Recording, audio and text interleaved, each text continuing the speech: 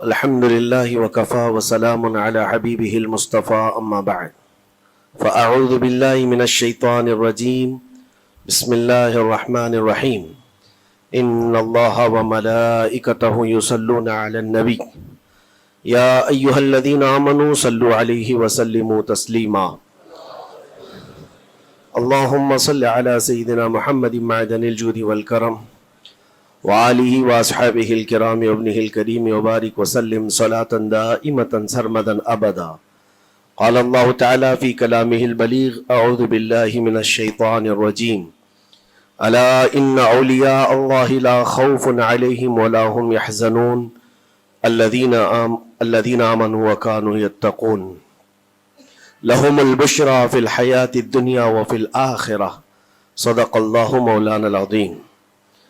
حضرات، قرآن عظیم کی آیات بینات یہ ببانگ دہل ہمیں اعلان کرتی ہیں کہ دنیا میں کچھ لوگ ایسے ہیں جن کو دنیا کی کسی بھی بڑی طاقت کا کوئی خوف نہیں ہوتا، اور نہ ہی کسی بڑی پاورفل طاقت کو دیکھ کر کے وہ گھبراتے ہیں۔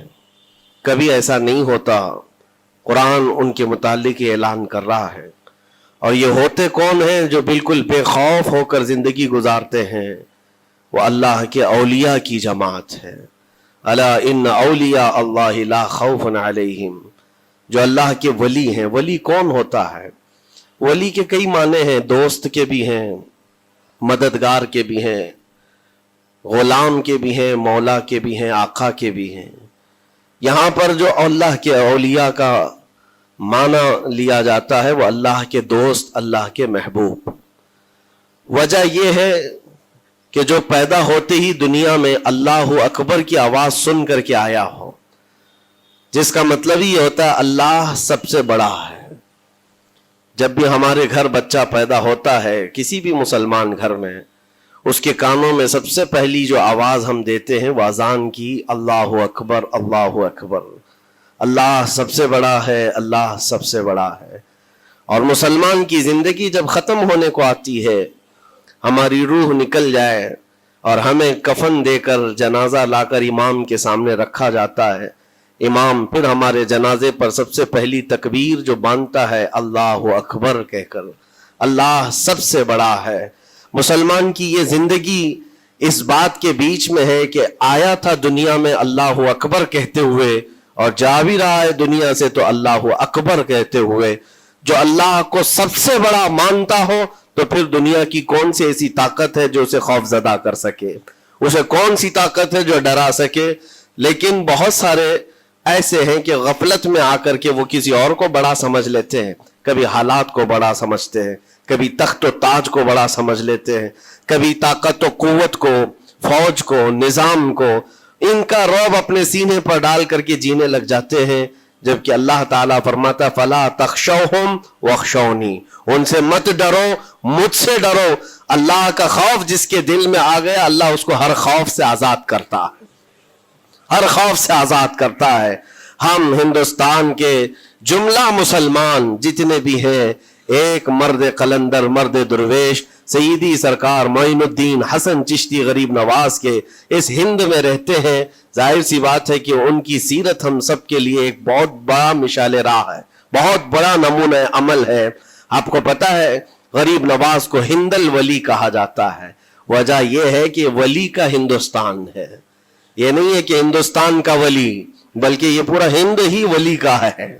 دربار غریب نواز سے ہندوستان کو جوڑا گیا ہے، سلطان الہند بھی کہا گیا، سلطان الاولیاء بھی کہا گیا۔ لیکن جانتے ہیں ان کے آنے کا راستہ اتنا پیچیدہ تھا۔ وہ سن 583 کی بات تھی، 583 ہجری چل رہی تھی، جب آپ حرم کعبہ سے نکل کر مدینہ طیبہ جا رہے تھے۔ اس وقت آپ کی عمر تقریباً 45 سال کے آس پاس کی تھی۔ نہایت ہی عبادت گزار، تقوی شعار، 20 سال اپنے پیر و مرشد کی خدمت کر کے وہ حرم کعبہ میں پہنچے تھے۔ 20 سال کے بعد جب مسجد نبوی میں گئے تو عجیب سی کیفیت تھی۔ سلام کیا رسول پاک صلی اللہ علیہ وسلم کے دربار میں تو جواب قبر انور سے آیا، وعلیک السلام یا معین الدین شیخ البر والبحر، اے معین الدین تجھ پر میری سلامتی ہو، اللہ کی سلامتی ہو جو خشکیوں کا بھی اور تریوں کا بھی تجھے امام بنایا گیا ہے۔ اور آواز یہ نبی کریم صلی اللہ تعالی علیہ وسلم کے دربار سے سننے والی آواز تھی۔ آپ گھبرائے تھے، تھوڑا سا سراسیمگی تھی، یہ ہندوستان کی طرف اشارہ کر کے میرے آقا صلی اللہ تعالی علیہ وسلم نے فرمایا تھا کہ تجھے ہند کی ولایت دی جاتی ہے۔ اس وقت تک سرکار غریب نواز کو نہ ہندوستان آنا کبھی ہوا تھا، نہ ہندوستان کے علاقوں کو آپ نے کبھی دیکھا تھا، کیونکہ سجستان جو یہاں سے کافی دور ہے، افغان کے قریب ایک علاقہ سنجر جہاں پر آپ کی ولادت ہوئی، وہاں سے نکل کر کے آپ نیشاپور میں آباد رہے، اس کے بعد 40 سال کے بعد حرم کعبہ اور حرم مدینہ میں رہے۔ لیکن اچانک یہ بات کہ تمہیں ہند کی ولایت دی جاتی ہے، ایک تعجب والی بات ہے، نئی جگہ پر بھیجا جا رہا ہے۔ آپ دوبارہ شام میں نبی پاک صلی اللہ علیہ وسلم کے دربار میں حاضر ہوئے اور سلام پیش کرنے کے بعد، کیونکہ یہ خوشی کی بات تو سب کے لیے تھی کہ ہندوستان کو اللہ تعالیٰ ایک عظیم ولی بھیج رہا ہے، لیکن جس کو بھیجا جا رہا ہے وہ بے قرار تھا، بے چین تھا، کیونکہ نہ راستے پتہ ہے، نہ ملک کے حالات معلوم ہے۔ بارگاہ مصطفیٰ صلی اللہ علیہ وسلم میں دوبارہ جب حاضری ہوئی، عرض کیا آقا آپ کا حکم، اس کی تعمیل کے لیے بندہ حاضر ہے، لیکن نہ یہ فقیر ہندوستان کے راستے دیکھا ہے، نہ وہاں کے حالات معلوم ہے۔ حضور پاک صلی اللہ تعالیٰ علیہ وسلم کے دربار میں یہ اپنی بپتا سنا رہے تھے، داستان غم سنا رہے تھے، غنودگی طاری آ گئی، یعنی نیند سی کیفیت آ گئی، اور بارگاہ رسول صلی اللہ علیہ وسلم میں ایک دیوار پر ٹیک لگا کر جیسے ہی آپ کی آنکھیں بند ہوئی، رسول کریم صلی اللہ علیہ وسلم تشریف لائے اور اشارہ فرما کر پورے ہندوستان کے نقشے آپ کے سامنے کھول کر رکھ دیے، اور پھر غریب نواز کو یہ بتایا بھی کس جگہ سے تمہیں سفر کرنا ہے، کیسے تمہیں جانا ہے اور کہاں تمہارا مسکن ہوگا۔ سرکار غریب نواز فرماتے ہیں اس ایک خواب میں میں نے رسول کریم صلی اللہ تعالی علیہ وسلم کے ہاتھ میں اجمیر کے پہاڑ بھی دیکھ لیے، وہاں کے قلعے بھی دیکھ لیے تھے جو موجود تھے، اور اس کے بعد پھر کس بات کا خوف ہے، کس بات کا ڈر ہے؟ جنہوں نے راستے بتائے ہیں وہ ہادی رسول، وہ ہادی عالم ہے، نبی پاک صلی اللہ علیہ وسلم آئے ہیں پوری کائنات کو راستہ دکھانے کے لیے، اور جنہوں نے غریب نواز کو ہند کا راستہ بتایا ہو، پھر ڈر کس بات کا؟ جب آپ بیدار ہوتے ہیں تو اپنے ساتھ 40 قطب اس اولیاء کرام کی جماعت لے کر مدینہ طیبہ سے سفر کے لیے نکلے تھے۔ میرے عزیزو، اب بات یہاں آتی ہے، اسی لیے مدینہ طیبہ سے یہ پورا پلان ہوا ہے، مدینہ طیبہ سے بھیجا گیا ہے، مدینہ طیبہ سے پلیسمنٹ ہوا ہے، اسی وجہ سے آج تک تاریخ غریب نواز کو عطائے رسول کہتی ہے۔ عطائے رسول ہے، رسول اللہ کی عطا ہے، ہندوستان والوں کے لیے خاص عطا ہے میرے آقا صلی اللہ علیہ وسلم کی۔ جب وہ سفر کے لیے نکلے، سن 83 سے چلے تھے، تو یہاں ہندوستان پہنچتے پہنچتے آپ کو 87 یعنی 4 سال کا عرصہ لگ گیا تھا۔ 4 سال کے عرصے کے بعد آپ پہنچے میرے عزیزوں، نہ پلینوں کا سفر، نہ جہازوں کا سفر کہ اڑ کر کے ادھر سے ادھر آ گئے، وہ تو پیدل قافلہ نکلا تھا، درویشوں کا قافلہ تھا، اور وہاں مدینہ طیبہ سے نکل کر بغداد پہنچے۔ بغداد میں اولیاء کاملین کی صحبت پائی، وہاں سے پھر نیشاپور، پھر اس کے بعد ہرات، اور افغان کے علاقے ہوتے ہوئے لاہور پہنچے۔ لاہور میں سرکار داتا گنج بخش عالم رحمت اللہ تعالی علیہ کے دربار میں چلہ کشی فرمائی، وہاں سے دلی پہنچے۔ یہاں یہ پورا جو راستہ ہے 4 سال کا میرے عزیز و تاریخ میں ہے، سرکار غریب نواز جس راستے سے چلتے جاتے تھے، جو کافر یا مشرک بھی دیکھتا وہ دائرہ اسلام میں داخل ہو جاتا نا۔ نور الہی، نور وحدت کا ٹکڑا آپ کی جبین اقدس پر ایسا چمکتا تھا کہ لوگ جو آتے وہ پھر آپ کی صحبت سے دور کوئی جاتا نہیں تھا۔ دلی میں جہاں آپ آئے، یہ ایک عجیب اتفاق ہے، اس وقت کھانڈے راؤ ایک بڑا راجہ تھا، اس کا قلعہ تھا، اس کے سامنے ہی آپ نے پڑاؤ ڈال لیا۔ سرکار غریب نواز رضی اللہ تعالیٰ عنہ کی یہ داستان، یہ تاریخ، وہاں پر آپ نے اپنا پڑاؤ ڈال لیا، اور ان بت پرستوں کے لیے ایک بڑا پیچیدہ مسئلہ تھا کہ ایک درویش آیا ہے۔ ایک بات میں آپ کو بتاؤں، یہ جو تعصب آج پھیلا ہوا، یہ زہر پھیلا ہوا، یہ آج کا نہیں ہے، یہ باپ داداؤں کے پشت میں بھی ان کے موجود رہا ہے۔ اسلام اور مسلمانوں کے خلاف زہر मुशरिकीन के दिलों में ये बहुत पुरानी चीज है, नई नहीं है, बहुत पुरानी चीज है। तासुब दिलों के अंदर कुढ़न रखना और कभी एक्सेप्ट ना करना, ये सरकार गरीब नवाज जिस दिन हिंद में कदम रख रहे उसी दिन से आपने इसको फेस किया है, उसी दिन से आपने इसको देखा है। और वहां पर खांडे राव की जमात ने बहुत कोशिशें की कि ये दिल्ली में दाखिल हुआ, यहीं से इनको खत्म कर दिया जाए, निकाल दिया जाए। लेकिन अजीब इत्तेफाक ये है कि ये जो जमात आई थी सरकार गरीब नवाज के साथ, न इनके हाथों में तलवार है, न भाले हैं, न चाकू है, न छुरी है, ये तो गुदड़ियां पहनी हुई दुर्वेशों की जमात थी। गुदड़ियां पहनी हुई दुर्वेशों की जमात जो झोले में सूखी रोटी रखते थे और पानी में भिगो कर खा लिया करते थे। इनके पास न कोई हथियार है, ना कोई सामान है, हर सामान जंग है। इनको निकाला जाए तो किस बात से निकाला जाए, हिम्मत भी ना होती थी। यहां तक कि जो आपको वहां से जाने की बात करने के लिए आता था, थोड़ी देर महफिल में बैठता और खड़ा रहता और कलमा पढ़कर फिर मुशर्रफ ब इस्लाम हो जाता। दिल्ली के अंदर एक दिन के अंदर 1000 लोग इस्लाम में दाखिल हुए थे। सरकार गरीब नवाज रज़ियल्लाहु तआला अन्हु ने तलवार से इस्लाम में दाखिल नहीं किया है, ना ही किसी को डरा धमका करके। वो सूखी रोटी खाने वाले किस बात से डराते लोगों को? उनके पास कौन सा एटम बम था? यहां मौजूद जो राजे महाराजे थे उनके पास फौज भी थे, हाथी भी थे, घोड़े भी थे, सब कुछ था। लेकिन आने वाला मर्द कलंदर क्या लेकर के आया था, तारीख में बताया जाता है ये वो जमाना था जब शिहाबुद्दीन गौरी हिंद के ऊपर हमले करके यहां पर आने की कई मर्तबा कोशिश किया। ये अफगान का बादशाह था शिहाबुद्दीन गौरी, जब हिंदुस्तान पर कई मर्तबा हमले करके नाकाम लौट रहा था, बीच रास्ते में इन फकीरों की जमात से बादशाह की जमात की मुलाकात हो गई। सिपाही जा रहे थे शिकस्त खाकर और ये दुर्वेशों का काफिला इधर आ रहा था। देखा पहचानी सी सूरतें लगती हैं। जाकर के एक सिपाही ने पूछा, बाबा आप लोग कहां जा रहे हैं? तो बाबा जो जमात में आ रहे थे उन्होंने कहा हिंदुस्तान फतह करने जा रहे हैं। बड़ी बात है, गुदड़ियां पहने हुए, पैबंद लगे कपड़े हैं, झोलियां लटकाए हैं। और उसने देख करके कहा मारा सिपाही ने, कहा ये देखते हो हमारे बादशाह की फौज है, इसमें हाथी घोड़ों की तादाद देखो, जरा सामान जंग तो देखो, इसमें नेज़े तलवारों की छनक तो देखो, और आप ये चंद फकीरों की जमात लेकर हिंद फतह करने की बात कर रहे हैं। तब सरकार गरीब नवाज के कानों में आवाज आई तो आपने कहा उससे कह दो फर्क यही है, तुम जब लड़ने के लिए जाते हो तो यही हाथी घोड़े और तलवारों के भरोसे जाते हो, मोइनुद्दीन सिर्फ अल्लाह और उसके रसूल के भरोसे जा रहा है। हमारे पास जो ताकत है वो अल्लाह और उसके रसूल के साथ होने की ताकत है। आज के जमाने में गरीब नवाज का यह जुमला हमारा हौसला बढ़ा देता है, कोई हो या ना हो अल्लाह हमारे साथ है, अल्लाह हमारे साथ है।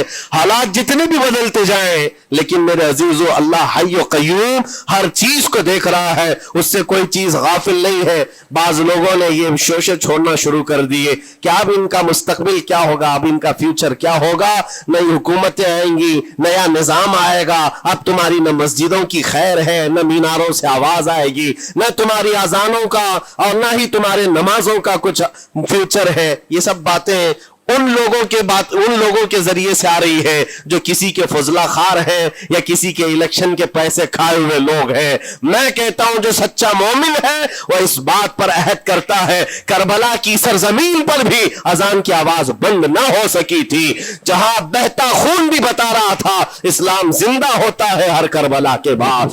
आज भी हालात अगर हमारे मुवाफिक नहीं है तो मेरे अजीजों नस्लों में कोई तो आएगा जो सलाहुद्दीन बनकर के उभरेगा, नस्लों में कोई तो आएगा जो गरीब नवाज का गुलाम बनकर मोइनुद्दीन बनकर के निकलेगा। इसलिए कि हालात हर वक्त एक तरह के नहीं होते, हमने तारीख देखी है और अब ताला का कानून है, कभी बादशाहों को फकीर बना देता है और कभी फकीरों को बादशाह का मनसब अता कर देता है। जब सरकार गरीब नवाज दिल्ली के सरजमीन पर आप बैठे हुए थे अपने सूफिया की जमात के साथ, एक दस्तरखान लगा हुआ था, दस्तरखान लगा हुआ है, औलिया इकराम की जमात है, एक दूसरे से बातचीत कर रहे हैं। दिल्ली में उस वक्त हालात अजीब थे, ایک چھوٹا سا لڑکا جس کی عمر 13 یا 14 سال کی رہی ہوگی، وہ اپنے ہاتھ میں کھٹوری اور ایک تیر اور ترکش لے کر کے سامنے سے جا رہا تھا، اولیاء کی نظر اس پر پڑی، سرکار غریب نواز نے نظر اٹھا کر دیکھی، اور سامنے سے مجمع سے جانے والے بچے بہت سارے ہوتے ہیں، کوئی آیا گیا، لیکن غریب نواز نے نظر اٹھا کر دیکھا اور پھر صوفیہ کی جماعت سے کہا کہ دیکھنا یہ کل دلی کا بادشاہ بن کر کے نکلے گا، ہندوستان کی پوری سلطنت اس کے پاس ہوگی۔ تاریخ میں موجود ہے غریب نواز کی زبان سے نکلا ہوا یہ جملہ، وہ لڑکا کوئی اور نہیں تھا، سلطان شمس الدین التمش، جو ہندوستان کا طاقتور بادشاہ بن کر کے نکلا تھا۔ ہاں، وہ جس کو چاہے نواز دے اور جس کو چاہے اٹھا دے۔ عزیزان گرامی وقار، ہمارے امتحان کی گھڑی چل رہی ہے، ہمارے حالات ابھی یعنی بیک کی طرف اگر جا رہے ہیں تو اس کا مطلب یہ نہیں ہے کہ ختم ہو گئے، ہم یہ دیکھتے رہیں گے اور رب تعالیٰ کی مدد کا انتظار بھی کریں گے۔ ہمارے ساتھ جو کچھ بھی ظلم ہو یا ناانصافی ہو، ہر ایک چیز کے لیے ہم اتنا ہی کہتے ہیں یہ وقت بھی گزر جائے گا، رات ہمیشہ نہیں ہوتی، صبح کا اجالا ضرور آئے گا، صبح کا اجالا آئے گا۔ عزیزان گرامی وقار، سرکار غریب نواز رضی اللہ تعالیٰ عنہ کا وہ جملہ یاد رکھو، ہم اللہ اور اس کے رسول کے بھروسے جیتے ہیں، اللہ اور اس کے رسول کے بھروسے جیتے ہیں۔ طاقتیں، قوتیں یا تخت و تاج ہمارے مخالف ہو جائے تو یہ نئی بات نہیں ہے، اسلام کے ساتھ یہ ہر بار ہوتا رہا ہے، اس سے پہلے بھی ہوا ہے، حالات ہمارے مخالف رہے۔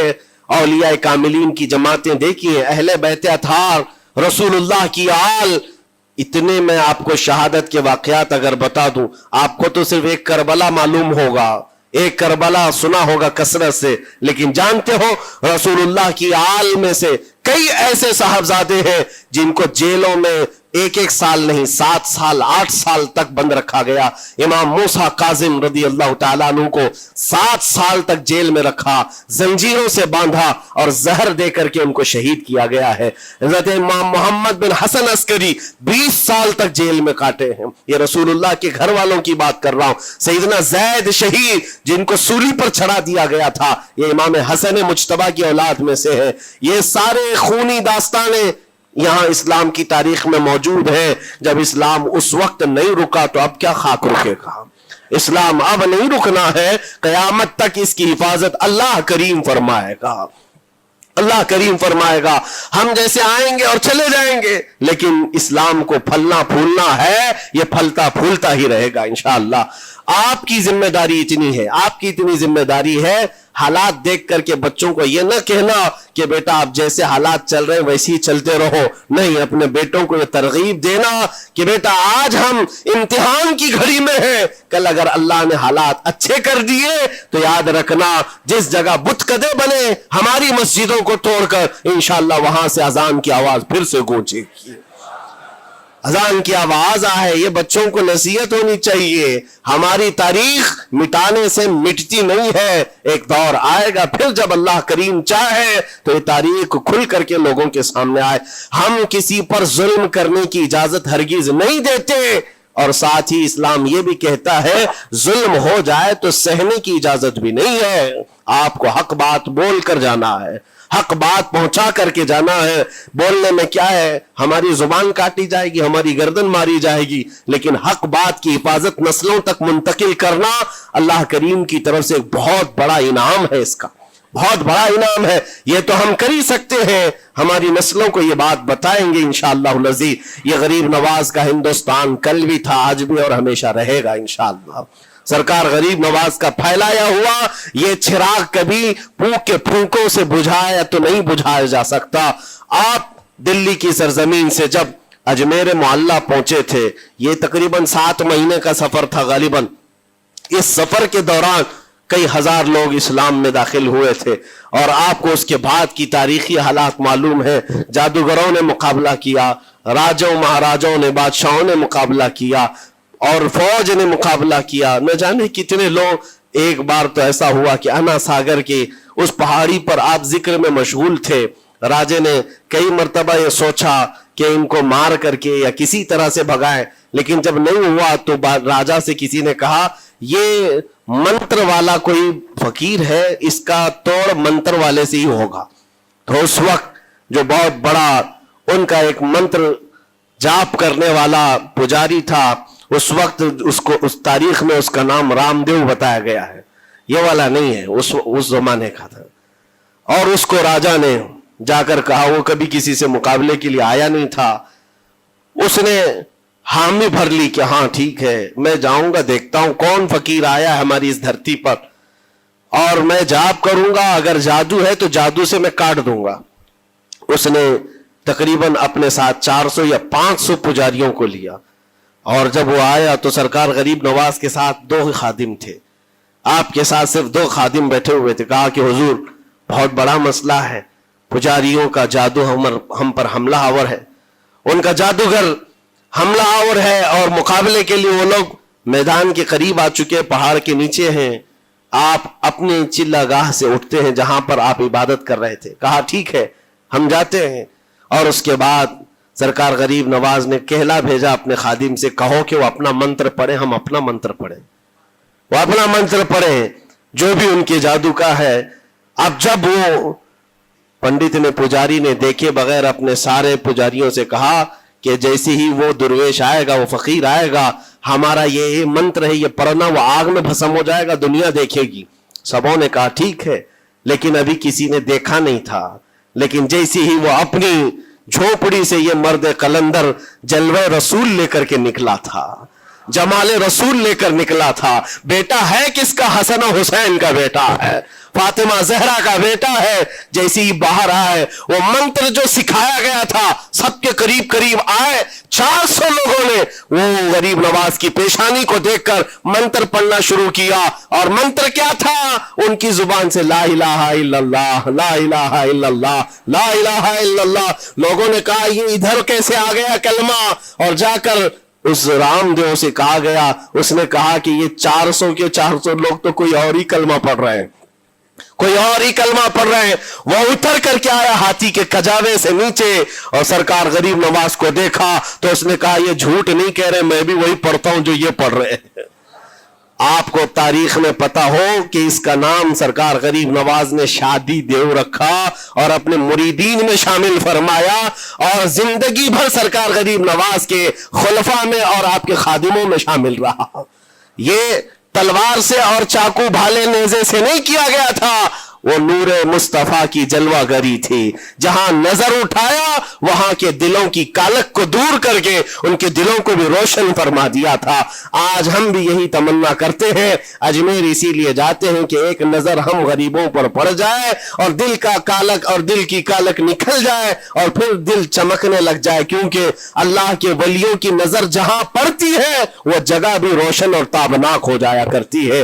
मौला करीम सरकार गरीब नवाज की निस्बतें जिंदगी भर हमारे साथ कायम व दायम रखे, और फिर अपनी नस्लों को भी अल्लाह ताला उनकी गुलामी में शामिल रखे। अजमेर हम जा ना सके, लेकिन यहां से हम ये इल्तिजा करेंगे गरीब नवाज के दरबार में, ख्वाजा हिंद वो दरबार है आला तेरा, कभी महरूम नहीं मांगने वाला तेरा।